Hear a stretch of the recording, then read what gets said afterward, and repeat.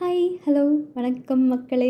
நான் உங்கள் இன்ட்ரோவர்ட் பொண்ணு. இன்னைக்கு நம்ம அமரர் கல்கி அவர்கள் எழுதி 1950ல பப்ளிஷ் ஆன மோகினி தீவு அப்படிங்கிற கதையை தான் தொடர்ந்து டிஸ்கஸ் பண்ண போறோம். இதுவரைக்கும் நடந்திருக்கிற கதைக்கான லிங்கை டிஸ்கிரிப்ஷன்ல கொடுத்திருக்கேன். அதை கேட்டுட்டு இது கேட்டாதான் கதை புரியும். லைஃப் போட்ல கேப்டனும் மற்ற பயணிகளும் மோகினி தீவை விட்டு பெரிய கப்பலை நோக்கி போயிடுறாங்க. ஹப்பாடா அப்படின்னு பெருமூச்சு விடுறாரு பாஸ்கர். அதுக்கப்புறமா பாஸ்கர் என்ன பண்றாரு, இதுக்கு முன்னாடி அவங்க ஒரு குன்று மேல ஏறி போனாங்க இல்லையா, அதே குன்றோட உச்சிக்கு போயிடுறாரு. இதுக்குள்ள இருட்டவே ஆரம்பிச்சிடுது. அந்த குன்றோட உச்சியில நின்னு இதுக்கு முன்னாடி பார்த்த கோபுரங்கள், மண்டபங்கள், கோவில்கள், சிற்பங்களை பாக்குறாரு. ஆனா இருட்டுல அதெல்லாம் மறைஞ்சிருக்கு. நிலா ஃபுல்லா உதிக்கிற வரைக்கும் வெயிட் பண்ணுவோம் அப்படின்னு வெயிட் பண்றாரு பாஸ்கர். இது வரைக்கும் ஒரு மரம் கூட ஆடாம இருந்த நிலையில அப்படியே ஒரு ஃபோர்ஸோட ஒரு காத்து வந்து எல்லா செடி கொடிகள் மரங்களை அசைச்சு விட்டுட்டு அப்படியே அதுவே தானே ஒரு மெல்லிய தென்றலா மாறிடுது. அந்த தென்றலோட சேர்ந்து இது வரைக்கும் இல்லாத நறுமணம் ஒண்ணு கூட வருது. கொஞ்ச நேரத்திலேயே இந்த பூந்தென்றலோட சேர்ந்து ஊதுவத்தி, சாம்பிராணி, சந்தனம் இது மாதிரியான நறுமணங்கள் சேர்ந்து வருது. அதே சமயம் கோவில்ல பூஜை பண்ணும் பொழுது வர ஆலய மணி சத்தங்கள்லாம் கேட்க ஆரம்பிக்குது. பாஸ்கருக்கு ஆச்சரியம், அது எப்படி மணி சத்தம் கேட்கும் அப்படின்னு சுத்தி முத்தி பாக்குறாரு. பார்த்தவருக்கு ஒரு பேரதிர்ச்சி. நிலா வெளிச்சத்துல அந்த கோவில் கோபுரங்கள், மணி மண்டபங்கள், விஹாரங்கள், சிற்பங்கள் எல்லாம் பாழடையாம ஏதோ நேத்து தான் கட்டின மாதிரி புத்தம் புதுசா இருக்கு. இது என்ன அதிசயமா இருக்குன்னு யோசிக்கும் பொழுதே இதை விட ஒரு பேரதிர்ச்சி பாஸ்கருக்கு காத்துட்டு இருக்கு. இது வரைக்கும் ஆள் அரவம் இல்லாத தீவுன்னு தானே நினைச்சோம். ஆனா 2 உருவங்கள் அந்த தீவோட உட்பகுதியிலிருந்து, அதாவது அந்த சிற்பங்கள், சிலைகள், மண்டபங்கள்லாம் இருக்கு இல்லையா, அந்த இடத்துல இருந்து வர ஆரம்பிக்குது. வருது இல்ல, வராங்க 2 மனிதர்கள். யார் என்னங்கிறது கிளியரா தெரியல. ஆனா ஏதோ பாஸ்கர் இங்கதான் உட்கார்ந்துட்டு இருக்காரு அப்படிங்கறது தெரிஞ்சு இவரை நோக்கி வர மாதிரியே இருக்கு. கண் சிமிட்டி பாக்குறதுக்குள்ள இவர் இருக்கிற குன்றோட அடிவாரத்துக்கே வந்துடுறாங்க அந்த 2 பேர். இதை பார்த்த பாஸ்கருக்கு செம்ம பயம். ஒரு செகண்ட் சத்தமா கத்திட்டே ஓடிடலாமான்னு யோசிக்கிறாரு. கத்தினா நம்ம கப்பல்ல இருந்து யாராவது நம்மள சேவ் பண்ண வருவாங்களா யோசிக்கிறாரு. அப்படியே ஓடி போனாலும் அந்த 2 பேர் இவரை நோக்கி வரத்துக்குள்ள எவ்வளவு தூரம் ஓடிட முடியும்னு யோசிக்கிறாரு. ஆனா அவருடைய கால்கள் நகரவே இல்ல, வார்த்தைகள் எதுவுமே வரவே இல்ல. கிட்ட வர வர அந்த மனிதர்கள் கிளியரா தெரிய ஆரம்பிக்கிறாங்க. அவங்கள ஒரு ஆண், ஒரு பெண், யங் கப்பிள். 2 பேரும் கை கோத்துட்டு வராங்க. கல்யாணமான யங் கப்பிள்ஸா இருக்கணும், இல்லனா காதலர்களா இருக்கணும். பாஸ்கருக்கு இவங்க 2 பேரையும் பார்க்க ஏதோ ரத்தியும் மன்மதனுமே சேர்ந்து வர மாதிரி இருக்கு. இப்போதைக்கு நம்ம இவங்க 2 பேரையும் ஆண், பெண் அப்படின்னு ரெஃபர் பண்ணிக்கலாம். அவங்க உடுத்திருக்கிற உடைகள், ஆபரணங்கள் ரொம்ப வித்தியாசமா இருக்கு பாஸ்கருக்கு. ஏதோ நடன கோஷ்டியோட வந்தவங்க நினைச்சுக்கிறாரு. அவங்க 2 பேரும் பாஸ்கர கவிராயர் கிட்ட வந்து அவர் கண் முன்னாடி நிக்கிறாங்க. ஆனா பாஸ்கருக்கு வார்த்தைகளே வரவே இல்லை. அதுக்குள்ள அந்த ஆண் முதல்ல பேச ஆரம்பிக்கிறான். வணக்கம் ஐயா அப்படின்னு தூய தமிழ்ல பேசுறான். தமிழ் பேசுறாங்க. நடன கலைஞர்கள் உடுத்திருக்கிற ஆடை ஆபரணங்கள் போட்டிருக்காங்க. நம்ம கப்பல்ல கண்டிப்பா இவங்க 2 பேரும் வரவே இல்லை. இங்க இவங்க எப்படி வந்தாங்க, எப்ப வந்தாங்க? ஒருவேளை காதல் ஜோடிகள் வீட்டுக்கு தெரியாம சொல்லாம கொள்ளாம ஓடி வந்துட்டாங்களா, இல்ல ஒருவேளை சினிமா கோஷ்டியா இருக்குமா? ஆனா வேற எந்த கப்பலும் இங்க இருக்கிற மாதிரி தெரியலையே, வேற எந்த மனிதர்களோட சத்தங்கள் கூட கேட்கவே இல்லையே அப்படின்லாம் யோசிக்கிறாரு பாஸ்கர். பாஸ்கர் பதிலே சொல்லலன்னதும் அந்த ஆண் பாஸ்கரை பார்த்து, ஐயா நீங்களும் தமிழ் தானே அப்படின்னு கேக்குறான். பாஸ்கர் சொல்றாரு, ஆமா நானும் தமிழ் தான். நீங்களும் தமிழ்நாட்டை சேர்ந்தவர்கள் தானா அப்படின்னு கேக்குறாரு. அதுக்கு அந்த ஆண் சொல்றான், ஆமா நாங்களும் தமிழர்கள் தான், ஆனா நாங்க நம்ம தமிழ்நாட்டை பற்றிய செய்திகள் கேட்டே ரொம்ப காலம் ஆயிடுச்சு அப்படின்னு சொல்றான். நீங்க யாரு, நீங்க எப்ப இந்த தீவுக்கு வந்தீங்கன்னு கேக்குறாரு பாஸ்கர். அதுக்கு நேரா பதில் சொல்லாம அந்த ஆண் சொல்றான், சில சமயம் இப்பதான் வந்த மாதிரி இருக்கு, சில சமயம் ஒரு யுகமே போன மாதிரி இருக்கு அப்படின்னு சொல்றான். அப்புறம் அப்படியே பேச்ச மாத்தி பாஸ்கரை பத்தி கேட்க ஆரம்பிக்கிறான். அதுவும் அந்த இடத்துல ஒரு கப்பல் நிக்குதே, அதுலதான் நீங்க வந்தீங்களா அப்படின்னு கேக்குறான். என்ன விஷயம் அப்படின்லாம் கேட்டு தெரிஞ்சுக்கிறான். பாஸ்கர் விஷயத்தை எக்ஸ்பிளைன் பண்றாரு. அதுக்கு அந்த ஆண் கேக்குறான், என்ன நம்ம தமிழர்கள் போரை கண்டு அஞ்சி பர்மால இருந்து தமிழ்நாட்டுக்கு வராங்களா, எங்க போச்சு வீரம்ங்கிற ரேஞ்சுக்கு பேசுறான். இதை கேட்டு பாஸ்கருக்கு ஒரு மாதிரி கன்ஃபியூசிங்கா இருக்கு. அப்பதான் அந்த பெண் முதல் முறையா வாயை திறந்து பேசுறா. அப்படின்னா நம்ம மக்கள் இன்னும் புத்திசாலி ஆயிட்டாங்கன்னு சொல்லணும். போர்ல என்ன பெருமை வேண்டியிருக்கு அப்படின்னு பேசுறா அந்த பெண். அந்த ஆண் அந்த பெண்ணை காதலோட பாக்குறான். 2 பேரும் ஒரு பிளேஃபுல் பேண்டர்னு சொல்லுவோம் இல்லையா, ஒருத்தரை மைல்டா டீஸ் பண்ணி பேசிக்கிற மாதிரி, அந்த மாதிரி பேசிக்கிறாங்க. அப்புறம் அந்த ஆண் நீ சொல்றதுதான் சரி அப்படிங்கிற மாதிரி பேசுறான். இதெல்லாம் கேட்டுட்டே இருக்கிற பாஸ்கருக்கு இன்னும் ஆர்வம் ஜாஸ்தி ஆகுது. யார் இவங்க, ஏன் இப்படி நாடக நடிகர்கள் பேசுற மாதிரி தூய தமிழ்ல பேசுறாங்க, எங்கேருந்து வந்திருப்பாங்க அப்படின்லாம் யோசிக்கிறாரு. அதனால திரும்ப அவங்கள பார்த்து, "நீங்க யாரு? எப்படி இங்க வந்தீங்கன்னு?" கேட்கிறாரு. இப்பவும் அந்த ஆண், "அது ஒரு பெரிய கதை. அதுக்கெல்லாம் டைம் ஆகும்." அப்படின்னு சொல்லி மழுப்ப பார்க்குறான். பாஸ்கர் சொல்றாரு, "எனக்கு இன்னைக்கு நைட் ஃபுல்லா டைம் இருக்கு. எப்படியும் என்னால அவ்வளோ சீக்கிரமாலாம் தூங்க முடியாது. நீங்க கதைய சொல்லுங்க." அப்படின்னு சொல்றாரு. இத கேட்டுட்டு அந்த ஆணும், பெண்ணும் அங்கேயே ஒரு பாறை மேல உட்கார்றாங்க. பாஸ்கரும் அவங்களுக்கு எதிர்த்த மாரி உட்கார்ந்துக்கிறாரு. அந்த பையன் சொல்றான், "இப்படி முன்னொரு சமயம் இதே மாதிரி சில மனிதர்கள் இங்க வந்திருந்தாங்க. என்கிட்ட கதைய கேட்டாங்க. நான் சுமார் 700 வருஷங்களுக்கு முன்னாடின்னு ஆரம்பிக்கும் பொழுதே அவங்க பயந்து ஓடிட்டாங்க. நீங்க அப்படியெல்லாம் ஓடிட மாட்டீங்கன்னு நினைக்கிறேன்." அப்படின்னு சொல்லி கதையை சொல்ல ஆரம்பிக்கிறான். இப்போ இந்த 2 புது கேரக்டர்ஸ், இந்த ஆண், இந்த பெண் 2 பேரும் மாறி மாறி கதை சொல்ல ஆரம்பிக்கிறாங்க. இந்த கதையை சுருக்கமாவே சொல்ல ட்ரை பண்றேன். அந்த ஆண் தான் முதல்ல தொடங்குறான். சுமார் 700 வருஷங்களுக்கு முன்னாடி தஞ்சாவூர்ல உத்தம சோழர் அப்படின்னு ஒரு மன்னர் ஆண்டு வந்தாரு. ராஜராஜன், ராஜேந்திர சோழன் காலத்துக்குலாம் ரொம்ப வருஷங்கள் கழிச்சு ஆண்ட ஒரு மன்னன். ஆனா ராஜராஜன், ராஜேந்திர சோழர்கள் வாழ்ந்த காலத்துல இருந்த அளவுக்கு சோழ சாம்ராஜ்யம் அவ்வளோ பெருசா இல்ல. தஞ்சாவூரை சுத்தி சில இடங்களுக்குள்ள அடங்கி இருந்த ஒரு சின்ன சாம்ராஜ்யம் தான் அவருடையது. இந்த உத்தம சோழருக்கு 2 வாரிசுகள், பட்டத்து இளவரசனான சுகுமாரன் அண்ட் அவனுடைய தம்பி ஆதித்தன். இதே சமயம் மதுரையில பராக்கிரம பாண்டிய மன்னர் ஆண்டு வந்தார். ஆனா இந்த பாண்டிய மன்னன் நம்ம புராதனமான பாண்டிய வம்சத்துல வராம, அதாவது வழி வழியா அதே வம்சத்துல வராம, அவருடைய போர் திறமையால இந்த நாட்டை கைப்பற்றி மன்னராகி இருந்திருக்கார். அவருடைய சாம்ராஜ்யம் சோழ ராஜ்யத்தை விட ரொம்ப பெருசு. தெற்கு கன்னியாகுமரியிலிருந்து வடக்கு திருச்சிராப்பள்ளி வரைக்கும் ஆண்ட ஒரு அரசன். இவருக்கு ஒரே ஒரு பெண் வாரிசு தான். அவதான் இளவரசி புவனமோகினி. கதையை பாஸ்கருக்கு சொல்லிட்டு இருக்கிற ஆண் சொல்றான், அந்த இளவரசியோடைய அழகு, குணங்கள், புத்தி கூர்மை, வீரம் இதை பத்தியெல்லாம் சொல்ல ஆரம்பிச்சா, இதோ என் பக்கத்துல உட்காந்துட்டு இருக்காளே இந்த பொண்ணு குறுக்க பூந்து ஸ்டாப் பண்ணிடுவா. சோ நீங்களே இமேஜின் பண்ணிக்கோங்கன்னு சொல்றான். இதை சொல்லிட்டு அந்த பெண்ணை ஒரு பார்வை வேற பாக்குறான். இந்த மாதிரி நடுவுல அப்பப்ப கதை சொல்ற இந்த ஆணும் பெண்ணும் செல்ல பார்வைகள், கடிந்து கொள்ளும் பார்வைகள்லாம் எக்ஸ்சேஞ்ச் பண்ற மாதிரி இமேஜின் பண்ணிக்கோங்க. அந்த ஆண் மேலும் கதையை தொடர்றான். இவ்வளோ பெரிய சாம்ராஜ்யம், அழகான ஒரு பெண் எல்லாம் இருந்தும் அந்த பாண்டிய மன்னருக்கு நிம்மதி இல்லை. அவர் மனசுல ஒரே ஒரு நீங்காத ஆசை. அவருடைய பெண் அந்த இளவரசி புவனமோகினிய ஒரு பழமையான ராஜகுலத்து அரசருக்கோ இளவரசருக்கோ கல்யாணம் பண்ணி கொடுக்கணும் அப்படிங்கிறது தான் அந்த ஆசை. இதுக்காக உத்தம சோழரை மீட் பண்ண போறாரு. இந்த பாண்டிய மன்னருக்கு சோழ மன்னர் நல்ல உபசரிப்பெல்லாம் கொடுத்திருக்காரு. சீக்கிரமே 2 பேரும் நல்ல ஃப்ரெண்ட்ஸ் ஆயிடுறாங்க. அண்ட் இந்த பாண்டிய மன்னருக்கு பட்டத்து இளவரசனான சுகுமாரனை ரொம்ப பிடிச்சிருது. அதனால ஒரு நாள் 2 மன்னர்களும் ஜாலியா பேசிட்டு இருக்கும் பொழுது பாண்டிய மன்னர் அவருடைய ஆசைய சோழ மன்னர்கிட்ட சொல்லிடுறாரு. என் பொண்ணை உங்க பையன் சுகுமாரனுக்கு கல்யாணம் பண்ணி கொடுக்கணும்னு ஆசைப்படுறேன் அப்படின்னு சொல்லியிருந்திருக்காரு. இந்த சோழ மன்னருக்கு என்ன தோணிச்சோ தெரியல, கலாய்க்கிறேங்கிற பேர்ல எங்க வம்சமோ பழமையான வம்சம், நீ நேத்து வந்த மன்னன், உன் பொண்ணு இந்த அரண்மனைக்கு வரணும்னா பணிப்பெண்ணா வேணா வரலாம் அப்படின்னு ரொம்ப தரக்குறைவா பேசிடுறாரு. இந்த சோழ மன்னர் யூஸ்வலா இப்படி பேசக்கூடியவரும் இல்ல, அவருக்கு குல கர்வம் எதுவுமே கிடையவே கிடையாது. ஆனா ஏதோ போராத காலம் போல இப்படி உளறிடுறாரு. அவர் இதை பேசிய அடுத்த செகண்ட் அவருடைய தப்ப உணர்ந்து உடனே மன்னிப்பு கேட்க ட்ரை பண்றாரு. ஆனா அந்த பாண்டிய மன்னருக்கு எப்படி இருந்திருக்கும்னு யோசிச்சு பாருங்க. சோ மன்னிப்பு கேட்கற வரைக்கும்லாம் வெயிட் பண்ணாம, இனிமே நான் இங்க ஒரு செகண்ட் கூட இருக்க மாட்டேன் அப்படின்னு கிளம்பி போயிடுறாரு. ஆனா போனவர் சும்மா இருப்பாரா?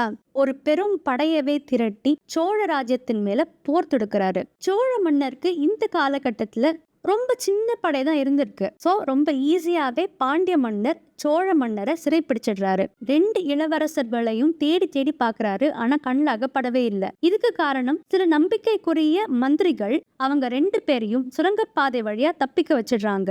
சுகுமாரனுக்கும் ஆதித்தனுக்கும் ரொம்ப வருத்தம், இப்படி எஸ்கேப் ஆகி போறோமே அப்படின்னு. அவங்களை எதிர்த்து போர் செஞ்சிருக்கணும் அப்படிங்கிறது தான் அவங்களுடைய எண்ணம். ஆனா இவங்க டீமை பொறுத்த வரைக்கும் இவங்க 2 பேரையும் இப்ப சேவ் பண்ணிட்டா பின் நாட்கள்ல ஒரு பெரும் படையை திரட்டி போர் செஞ்சுக்கலாம் அப்படிங்கிறது தான் அவங்களுடைய ஐடியா.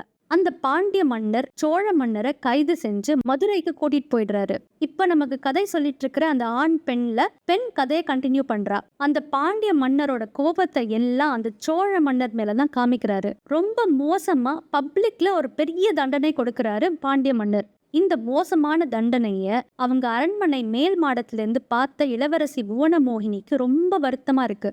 போர்ல வெற்றி பெற்ற அப்பாவை பார்த்து பெருமையா இருந்தாலும் இன்னொரு மன்னரை இப்படி ட்ரீட் பண்றது புவனாக்கு பிடிக்கவே இல்லை. இத அரண்மனைக்கு வந்ததும் அவ அப்பா கிட்டயே சொல்லிடுறா. உன்னை போய் அவன் அரண்மனையில பணிப்பெண்ணா வந்தாதான் உண்டுன்னு சொல்றா, அவனை நான் எப்படி சும்மா விடுவேன் அப்படின்னு கேக்குறாரு பாண்டிய மன்னர். புவனா தான் ஏதேதோ பேசி பாண்டிய மன்னரை சமாதானம் செஞ்சு அந்த சோழ மன்னரை ஒரு தனி சிறையில வைக்கும்படியும் அவருக்கு வேண்டிய விஷயங்களை செஞ்சு கொடுத்து கம்ஃபர்டபுளா வைக்க சொல்றா. இதெல்லாம் செஞ்சாலும் புவனாவுடைய மனசுல நீங்காத காயம் இருந்துட்டு தான் இருக்கு. இவளுடைய கல்யாண பேச்சை எடுக்க போய் தானே இந்த நிலைமைக்கு வந்து நிக்குது. யாரையுமே கல்யாணம் பண்ணிக்காமே இருந்துடலாமேன்னு யோசிக்கிறா. இங்கேருந்து நமக்கு கதை சொல்ற ஆண் கதையை கண்டினியூ பண்றான். தஞ்சையில எஸ்கேப் ஆன சோழ இளவரசர்கள் 2 பேரும் கொல்லிமலையில தான் மறைஞ்சு வாழறாங்க. இங்க ஒரு விஷயம் சொல்லணும். ஆக்சுவலா கொல்லிமலைக்கு ஏன் இந்த பெயர் கொடுத்திருக்காங்கன்னா, இந்த இடத்துல கொல்லியம்பாவை அப்படிங்கிற பெண் தெய்வம் வாழ்ந்ததால இந்த மலையை கொல்லிமலைன்னு சொல்லுவாங்களாமா. இதை தவிர பல காரணங்களும் சொல்லப்படுது. அதை தவிர அந்த கொல்லியம்பாவையை ஒட்டி பல ரூமர்ஸ்களும் இருந்திருக்கு. கல்கி அவர்கள் இந்த கொல்லியம்பாவையை ஒட்டி ஒரு புனைவு எழுதியிருப்பாரு. ரொம்ப இன்ட்ரெஸ்டிங்கா இருக்கும். சான்ஸ் கிடைக்கும் பொழுது இந்த கதையை படிச்சு பாருங்க. ரொம்ப அழகா எழுதியிருப்பாரு. இந்த புத்தகத்தை படிக்க சான்ஸ் கிடைக்கலன்னா அதை வேற ஒரு எபிசோட்ல எக்ஸ்பிளைன் பண்றேன். இப்ப கதையை தொடரலாம். சோழ இளவரசர்கள் 2 பேரும் கொல்லிமலைக்கு வந்து படை திரட்ட ஆரம்பிக்கிறாங்க. ஆனா என்ன செஞ்சாலும் சோழ வீரர்களுடைய எண்ணிக்கை பாண்டிய சைன்யத்துக்கு முன்னாடி ஒண்ணுமே இல்லை அப்படிங்கிற மாதிரி ஆயிடுது. ஸோ ஸ்லோவா தான் படை திரட்ட முடியும். அதுக்கு நடுவுல இங்கேருந்து யாராவது ஒருத்தர் மாறு வேஷத்துல மதுரைக்கு போய் உத்தம சோழரை எப்படியாவது விடுவிச்சு பத்திரமா இங்க கூட்டிட்டு வரணும். இதுதான் அவங்களுடைய பிளான். பல விவாதங்கள் போட்டிகளுக்கு அப்புறமா பட்டத்து இளவரசனான சுகுமாரன் தான் மதுரைக்கு போகணும் அப்படின்னு தீர்மானிக்கப்படுது. அவன் மாறு வேஷத்துல மதுரைக்கு போறான். மதுரைக்கு வந்த சுகுமாரனுக்கு தெரியாது இந்த ஊர்ல ஒரு கொல்லியம்பாவை இருக்கான்னு. வேற யாரு? இளவரசி புவனமோகினி தான். சுகுமாரன் மாறு வேஷத்துல வேற ஒரு பேர்ல தான் மதுரைக்கு வந்திருக்கான். ஆனா பல பெயர்களை சொல்லி நான் உங்களை கன்ஃபியூஸ் பண்ண விரும்பல. அவனை சுகுமாரன் அப்படின்னே ரெஃபர் பண்ணிக்கலாம். ஆனா ஒரு விஷயம் ஞாபகத்துல வச்சுக்கணும். இவன் இளவரசன் அப்படின்னும் இவன் பேர் சுகுமாரன்னும் மதுரையை சேர்ந்து யாருக்கும் தெரியாது. சுகுமாரன் நிஜத்திலேயே ஒரு தேர்ந்த சிற்பி. அதனால மதுரையில வசிச்ச மிக திறமையான வயசான சிற்பி கிட்ட போய் சிற்பக்கலை பயில வந்த மாணவன் மாதிரி சேர்ந்துக்கிறான்.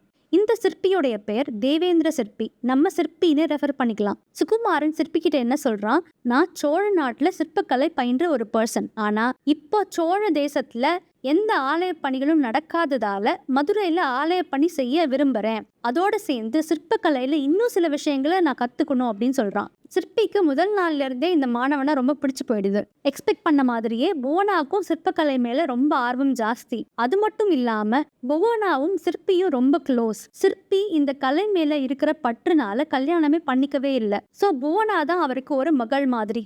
அதே மாதிரி புவனாவும் இந்த சிற்பிய ஒரு ஆசிரியர் அண்ட் அப்பா ஸ்தானத்துல வச்சுதான் மதிக்கிறா.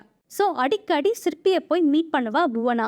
சுகுமாரன் வந்து சேர்ந்த கொஞ்ச நாட்கள்லயே சிற்பிக்கு தெரிஞ்சிடுது இந்த மாணவன் ரொம்ப திறமைசாலின்னு. அதனால அவருக்கு பொறாமையெல்லாம் வரல. ரொம்ப பெருமைப்படுறாரு. எல்லார்கிட்டையும் பீத்திக்கிறாரு. புவனாவும் இந்த ஸ்பெஷல் மாணவனை பத்தி தெரிஞ்சுக்கிறா. அவனை மீட் பண்ண ரொம்ப ஆர்வமா இருக்கா. இதனாலேயே சிற்பியை போய் சீக்கிரமாவே மீட் பண்ணணும் அப்படின்னு பிளான் பண்றா. புவனா இங்க வரப்போறா அப்படிங்கிற தகவலை கேள்விப்பட்ட சிற்பி பயங்கர சந்தோஷப்படுறாரு. இத சுகுமாரன் கிட்டயும் சொல்றாரு. சுகுமாரனுக்கு இளவரசி பேரை மென்ஷன் பண்ணதும் பயங்கர கோபம் வருது. அவளை பத்தி பேச போய் தானே இத்தனை விஷயங்கள் நடந்திருக்கு. ஆனா இந்த கோபத்தை எல்லாம் வெளியே காட்டிக்கல. அவன் என்ன பண்றான்? சிற்பி கிட்ட ஒரு கோரிக்கை வைக்கிறான். ஐயா, நான் ஒரு விரதத்துல இருக்கேன். என்னோட சிற்பக்கலை இன்னும் சிறப்பாகணும் அப்படிங்கிறதுக்காக ஒரு விரதம். எந்த பெண்ணோடையும் பேசக்கூடாது, ஏன் ஏறெடுத்து கூட பார்க்க கூடாது அப்படிங்கிற மாதிரியான ஒரு விரதத்துல இருக்கேன் அப்படின்னு சொல்லிடுறான். எனக்காக தயவு செஞ்சு இளவரசியை இன்ட்ரடியூஸ்லாம் பண்ண வேண்டாம். இளவரசி வரும்பொழுது நான் ஒரு கண்காணாத இடத்துல ஒரு ஓரமா என்னோட பணிகளை செஞ்சுக்கிறேன் அப்படின்னு சொல்லிடுறான். சிற்பிக்கு இது ரொம்ப விசித்திரமா இருந்தாலும் அவனுடைய கோரிக்கையை ஏத்துக்கிறாரு. இதை புவனா கிட்ட சொல்லும் பொழுது அவளுக்கும் ரொம்ப விசித்திரமா தான் இருக்கு. அதனால அவ வேற ஒரு பிளான் பண்றா. புவனா ஒரு ஆண் மாதிரி வேஷம் போட்டு சுகுமாரனோட ஃப்ரெண்ட் ஆகணும் அப்படிங்கிறது தான் அவளுடைய பிளான். இது சொன்னதும் சிற்பிக்கு பயங்கர ஷாக்கிங்கா இருக்கு. ஆனா புவனா பேசியே அவரை கன்வின்ஸ் பண்ணிடுறா. இப்ப தீவுல பாஸ்கர் கிட்ட கதையை சொல்லிட்டு இருக்கிற ஆண் சொல்றான், பெண்கள் என்னைக்குதான் ஆண்களை சும்மா விட்டுருக்காங்க? இப்படி ஏதாவது வேண்டாத விஷயத்த செஞ்சுட்டு விபரீதமான விளைவுகள் வந்ததும் அழுது என்ன பயன் அப்படின்னு சொல்லிட்டு அவனுடைய காதலிய ஒரு பார்வை பாக்குறான். அந்த பெண் ஒரு பொன் முறுவல் கொடுத்துட்டு கதையை கண்டினியூ பண்றா. ஆண் வேடம் போட்ட புவனா சிற்பியுடைய நெஃப்யூ அப்படின்னு சொல்லி சுகுமாரன் கிட்டக்கு அறிமுகம் ஆயிடுறா. சீக்கிரமாவே 2 பேரும் ரொம்ப நல்ல நண்பர்கள் ஆயிடுறாங்க. கொஞ்சம் கொஞ்சமா புவனாக்கு சுகுமாரன் மேல ஒரு காதலும் மலருது. இதுக்கு நடுவுல பாண்டிய நாட்டை சேர்ந்த ஒற்றர் தலைவருக்கு சோழ நாட்டை சேர்ந்த ஒரு புது மாணவன் சிற்பி கிட்டக்கு சேர்ந்திருக்கான் அப்படிங்கிற விஷயம் தெரிய வருது. அவன் மேல சந்தேகமும் வருது. அதனாலேயே இந்த சிற்பச்சாலையே சுத்தி வராரு. இப்ப புதுசா ஒரு கேரக்டர் சிற்பியோட நெஃப்யூன்னு ஒருத்தன் வந்திருக்கான். இன்னும் சந்தேகம் ஜாஸ்தி ஆகுது. சந்தேகப்பட்டு ஒரு நாள் இந்த ஒற்றர் தலைவர் என்ன பண்றாரு, ஆண் வேடம் போட்டு புவனா சுகுமாரன் கிட்ட பேசிட்டு அந்த சிற்பச்சாலையை விட்டு வெளியே வரா. யாருடா நீ அப்படின்னு தடுத்து பேசுறாரு. தலைப்பாகையை பிடிச்சு இழுக்கிறாரு. புவனாவுடைய கூந்தல் அவிழ்ந்து விழுது. நல்ல வேளை இங்க சுகுமாரன் இல்ல. ஆனா அவனுக்கு இங்க பேசுற விஷயங்கள் அரசல் புரசலா காதுல விழுது. புவனாக்கு இந்த ஒற்றர் தலைவர் மேல பயங்கர கோவம் வருது. சத்தமா திட்டிடுறா.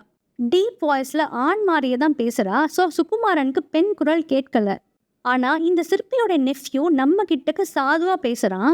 எப்படி யார்கிட்டயும் இத்தனை அதிகாரமா பேசுறான் அப்படின்னு யோசிக்கிறான். இந்த புது நண்பன் கிட்டக்க ஏதோ ஒரு மர்மம் இருக்கு அப்படின்னு அவன் மனசுக்கு தோணுது. சுகுமாரனுடைய சந்தேகத்துக்கான விடை கொஞ்ச நாட்கள்லயே தெரிஞ்சிடுது. பாண்டிய மன்னரும் இளவரசி புவனாவும் ரதத்துல உட்கார்ந்து ஒரு நாள் ஊர்வலம் வராங்க. அப்போ சிற்பக்கூடத்தோடைய மேல் மாடத்துல நின்னு சுகுமாரன் பார்த்துட்டு இருக்கான். அந்த ரதம் சிற்பக்கூடத்தை கடந்து போகும் பொழுது ஒரு ஃபியூ செகண்ட்ஸ் புவனாவுடைய கண்களும் சுகுமாரனுடைய கண்களும் மீட் பண்ணிக்குது. என்ன வேஷம் போட்டாலும் கண்களை மாத்த முடியாதே. இதனால சுகுமாரனுக்கு சிற்பியோட நெஃப்யூ அப்படின்னு சொல்லி நமக்கு ஃப்ரெண்டான பர்சன் வேற யாரும் இல்லை, புவனா தான் அப்படின்னு தெரிஞ்சிடுது. அவன் மனசுல அவ்வளோ கோவம் வருது. ஃபர்ஸ்ட் ஆஃப் ஆல் இந்த புவனாவால தான் இத்தனை பிரச்சனையும் ஸ்டார்ட் ஆச்சு. இப்போ இவ நம்மள ஏமாத்திருக்கா, வேற ஃப்ரெண்டு அப்படின்னு சொல்லி மார்வேஷத்துல வந்து ஏமாத்திருக்கா. என்னதான் இவன் தான் சுகுமாரன் இளவரசன் அப்படிங்கிறது அவளுக்கு தெரியலனாலும் யாரோ ஒரு பர்சன் ஒரு விரதத்துல இருக்காங்க அப்படிங்கும் பொழுது அதையும் மீறி இந்த மாதிரி ஒரு வேஷம் போட்டு அதை கலைக்க ட்ரை பண்றதுங்கிறது எவ்வளவு பெரிய குற்றம் இல்லையா? ஆனா சுகுமாரன் அவனுடைய கோபத்தையோ டிசப்பாயின்ட்மெண்ட்டையோ வெளியே காமிச்சிக்கவே இல்லை. இந்த புவனாவை வச்சே நம்ம காரியத்தை சாதிச்சுக்கணும் அப்படின்னு டிசைட் பண்ணிடுறான். சுகுமாரனுடைய பிளான் எதுவும் தெரியாத புவனா ரொம்ப சந்தோஷமா அடுத்த நாள் ஆண் வேஷம் போட்டு அவனை மீட் பண்ண வரா. சுகுமாரன் சொல்றான், நான் நேத்திக்கே என்னுடைய விரதத்தை முடிச்சிட்டேன். உன்னை அந்த ரதத்துல பார்த்த மாத்திரமே உண்மையில காதல் வந்துடுச்சு. நீ இனிமே ஆண் வேஷம் எல்லாம் போட்டு என்னை மீட் பண்ண வர வேண்டாம், நீயாவே வா அப்படின்னு சொல்லிடுறான். இதை கேட்ட புவனாக்கு ரொம்ப சந்தோஷம். அவளும் சுகுமாரனை ஒன் சைடா லவ் பண்ண ஆரம்பிச்சிருக்கா இல்லையா? திரும்பவும் சொல்றேன், புவனாக்கு இது சோழ இளவரசனோ இவன் பேர் சுகுமாரனோ தெரியாது. அவளை பொறுத்த வரைக்கும் இவன் சாதாரண ஒரு ஸ்டூடெண்ட், அவ்வளவுதான். இதுக்கப்புறமா சுகுமாரனும் புவனாவும் அடிக்கடி மீட் பண்ணிக்கிறாங்க, நல்லா பழகுறாங்க. இந்த காலகட்டத்துல பாண்டிய சேனை ஒண்ணு மேற்க போர் செஞ்சுட்டு இருக்காங்க குடகு நாட்டுல. அங்க பெருந்தோல்வி அப்படின்னு கேள்விப்பட்டதும் பாண்டிய மன்னர், நான் உடனே அங்க போயாகணும், தோல்வியை வெற்றியா மாத்தி நான் திரும்ப வரேன் அப்படின்னு சொல்லிட்டு கிளம்பி போயிடுறாரு. போகும்பொழுது மகள் புவனா கிட்ட, நான் திரும்ப வர வரைக்கும் நீ தான் இந்த ராஜ்யத்தை பாதுகாக்கணும் அப்படின்னு சொல்லிட்டு தான் போறாரு. இதுதான் சான்ஸ் அப்படின்னு டிசைட் பண்ண சுகுமாரன் தன்னுடைய வேலையை ஆரம்பிக்கிறான். ஒரு நாள் அப்படியே சோகமே உருவாய் உட்காந்துட்டு இருக்கான். புவனா இதை பார்த்துட்டு மனசு உடைஞ்சு போயிடுறா. என்ன ஆச்சுன்னு கேக்குறா. சுகுமாரன் முன்னாடி ஒரு செப்பு சிலை ஒண்ணு இருக்கு, காப்பர் ஸ்டாச்சு. அது உடஞ்சிருக்கு. அதை காட்டி அவன் என்ன சொல்றான், எனக்கு செப்பு சிலைகள் செய்ய சரியா வரவே இல்லை, சிற்பிக்கும் இந்த வித்தை தெரியவே தெரியாது, அது தெரிஞ்சுக்காமே நான் செத்துடுவேன் போல இருக்கு அப்படின்னு அழ ஆரம்பிக்கிறான். இதை பார்த்து புவனாக்கு இன்னும் கஷ்டமாகுது. இந்த கலையை சொல்லி கொடுக்க வேற யாருமே இல்லையா அப்படின்னு கேக்குறா. சுகுமாரன் சொல்றான், ஒரே ஒரு பர்சனுக்கு தான் இந்த வித்தை நல்லா தெரியும், ஆனா அவரை மீட் பண்றது ரொம்ப கஷ்டம் அப்படின்னு சொல்றான். உத்தம சோழர் உங்க ஊர் ஜெயில தான் இருக்காரு. எப்படியாவது சான்ஸ் கிடைச்சு ஒரே ஒரு தடவை அவரை மீட் பண்ணிட்டா போதும். ஆக்சுவலா அவரை எப்படியாவது மீட் பண்ணி அந்த வித்தையை கத்துக்கலாம் அப்படிங்கிற நோக்கத்தோட தான் நான் மதுரைக்கே வந்தேன் அப்படின்னு சொல்றான். இப்படி சொன்னதுமே புவனாக்கு சந்தேகம் வந்திருக்கணும் தானே. ஆனா சந்தேகமே வரல. சுகுமாரன் அவ்வளோ கன்வின்சிங்கா பேசினானா இல்லைன்னா காதல் கண்ணு மறைச்சுதான்னு தெரியல. நான் ஹெல்ப் பண்றேன் அப்படின்னு சொல்லிடுறா. பாண்டிய மன்னர் புவனா கிட்ட கொடுத்துட்டு போன முத்திரை மோதிரத்தை தூக்கி சுகுமாரன் கையில கொடுத்துட்டு, இன்னைக்கு நைட்டு இந்த மோதிரத்தை எடுத்துட்டு நீ ஜெயிலுக்கு போ, இதை காமிச்சா திறக்காத கதவுகளும் திறக்கப்படும் அப்படின்னு சொல்லிடுறா. இன்னைக்கு நைட்டே உத்தம சோழரை பார்த்து அந்த வித்தையை கத்துட்டு நாளைக்கு என்கிட்ட இந்த மோதிரத்தை திருப்பி கொடுத்துடு அப்படின்னு சொல்லிடுறா. கொஞ்சம் யோசிச்சிருக்கலாம் இந்த இளவரசி. இதே தான் இந்த கதையை சொல்ற தீப சேர்ந்த அந்த பெண்ணும் சொல்றா. இவ விட்ட இடத்துல இருந்து மீதி கதையை அந்த ஆண் சொல்ல ஆரம்பிக்கிறான். என்னதான் ஏமாத்துறான் அப்படின்னு நினைச்சாலும் சுகுமாரனுக்கும் புவனா மேல காதல் இருக்கதான் செஞ்சது. ஆனா கடமை தான் அவனுடைய ஃபர்ஸ்ட் ப்ரியாரிட்டி. ஒரு விதத்துல சுகுமாரனை பொறுத்த வரைக்கும் உத்தம சோழரை விடுவிக்கிறது வழியாவே புவனாவையும் மணக்க முடியும் அப்படின்னு நம்புறான். அது எப்படின்னு நமக்கு தெரியல. இதுக்கு நடுவுல ஒற்றர் தலைவர் வேற சுத்தி சுத்தி வராரு. அவரை சமாளிக்க சுகுமாரன் என்ன பண்றான், நேரா அவர்கிட்டயே போய், ஐயா இந்த ஊர் ஜெயிலுக்கு எப்படி போகணும், நான் உத்தம சோழரை மீட் பண்ணணும், அவரை மீட் பண்ணி செப்பு சிலை வடிக்க கத்துக்கணும் அப்படின்னு சொல்றான். ஒற்றர் தலைவருக்கு பயங்கர ஷாக்கு. ஆனாலும் இந்த ஷாக்கையும் வெளியே காமிச்சுக்கல. இவர் தான் ஒற்றர் தலைவர் அப்படிங்கறத சுகுமாரன் கிட்ட சொல்லவும் இல்லை. ஆனா சுகுமாரனுக்கு இது ஏற்கனவே தெரியும் அப்படிங்கறது அவருக்கு தெரியாதே. ஒற்றர் தலைவர் கொஞ்சம் சுதாரிச்சு சுகுமாரன் கிட்ட கேக்குறாரு, "என்ன வளர்ற? அங்க எப்படி போவ?" அப்படின்னு கேக்குறாரு. சுகுமாரனும் ரொம்ப இன்னசென்ட்டா மூஞ்சிய வச்சுட்டு புவனா கொடுத்த மோதிரத்த காமிக்கிறான். ஒற்றர் தலைவருக்கு இது இன்னும் ஷாக்கு. "சரி, என்ன பண்றான்னு தான் பார்க்கலாம் அப்படின்னு நானே உன்னை கூட்டிட்டு போறேன்" அப்படின்னு சொல்றாரு. சுகுமாரனுக்கும் ஒரு குதிரைய அரேஞ்ச் பண்ணிட்டு 2 பேரும் குதிரையில அந்த ஜெயில நோக்கி போறாங்க. இதெல்லாம் நடக்கும் பொழுதே நைட் ஆயாச்சு. ஜெயிலுக்கு போனதும் மோதிரத்த காமிக்கிறான் சுகுமாரன். எதிர்பார்த்த மாதிரியே உள்ள விட்டுட்டுறாங்க.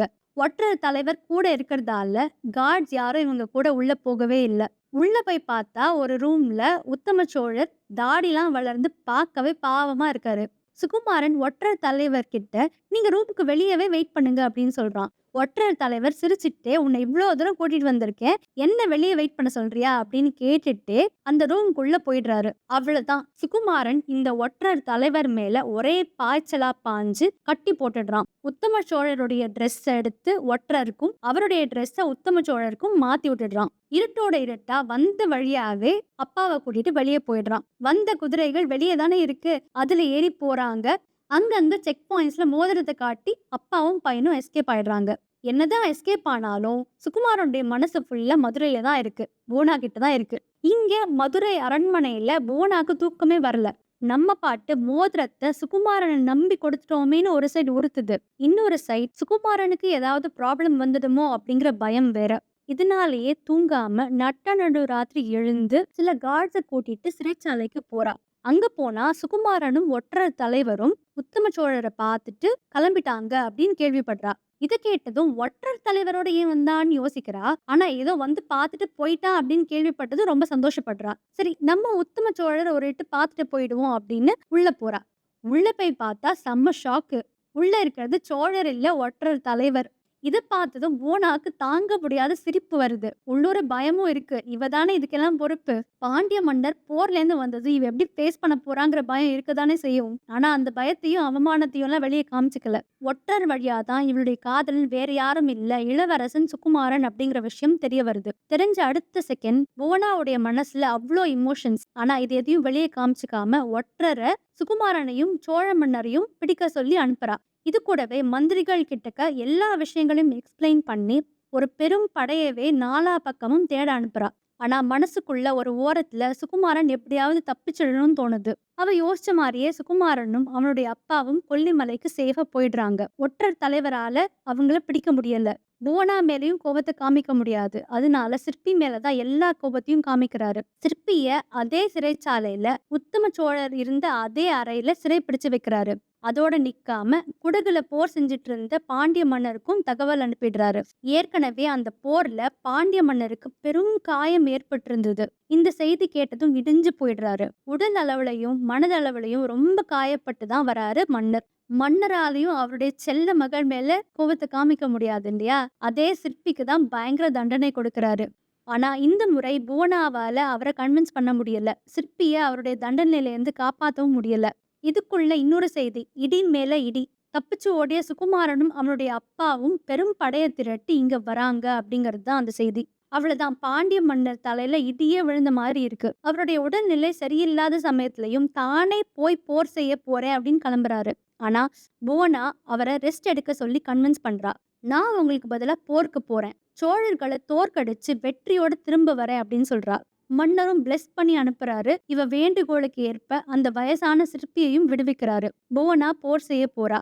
இதெல்லாம் கேட்டுட்டு இருக்கிற நம்ம பாஸ்கருக்கு 1000 ஆச்சரியங்கள், 1000 கேள்விகள், 1000 சந்தேகங்கள். இந்த தீவுக்கு புவன மோகினியால தான் மோகினி தீவுங்கிற பேர் வந்துதா? இந்த கதையை நமக்கு சொல்ற 2 பேரும் யாரு? இவங்களுக்கும் சோழ பாண்டியர்களுக்கும் என்ன சம்பந்தம்? எப்படி நேர்ல பார்த்த மாதிரியே கதையை மாத்தி மாத்தி சொல்றாங்க?